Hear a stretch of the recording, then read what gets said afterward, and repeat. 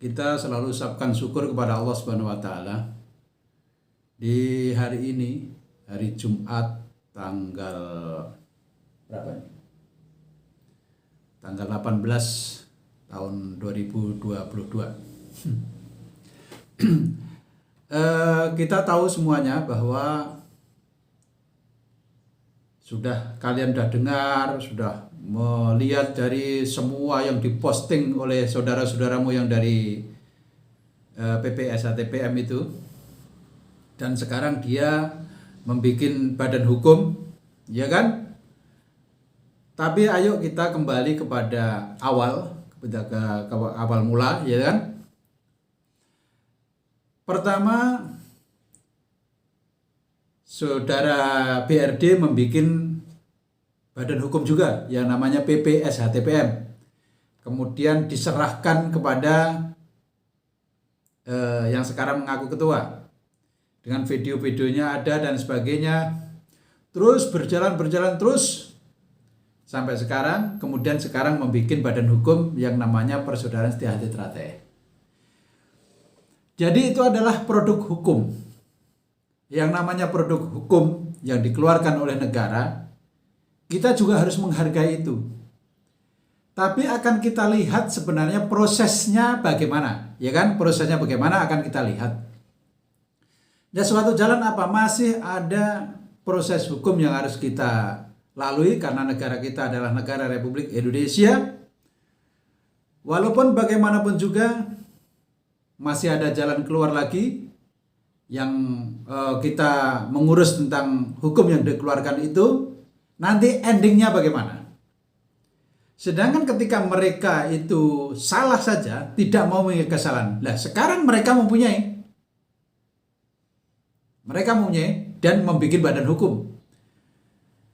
Suatu contoh, badan hukum yang sudah kita batalkan kan sudah ada. Ya kan? Beberapa badan hukum sudah kita batalkan, sukses. Dan kita mengakui semuanya bahwa badan hukum itu sudah dibatalkan semua. Clear? Nah, kalau kita sekarang ada timbul badan hukum baru, apakah juga kita bisa menggugat untuk membatalkan badan hukum itu? Kita lihat akan proses selanjutnya. Nah, kita tidak akan mengacu kepada hal-hal yang krusial, tetapi kita tetap dalam kebenaran, tetap dalam sumpah kita. Yang jelas mereka sibuk tentang organisasi, maka sibuklah tentang ajaran kita. Karena orang SH itu terletak di dalam ajaran, bukan organisasinya.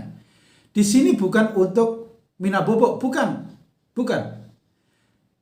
Kita harus juga seorang profesional, kita juga harus profesional menanggapi sesuatu di dunia ini. Ini adalah proses semuanya. Yang kita ditanyakan kita nanti itu bukan masalah sah dan tidaknya organisasi. Yang ditanyakan nanti di hadapan Allah adalah benar dan tidaknya kita berbuat.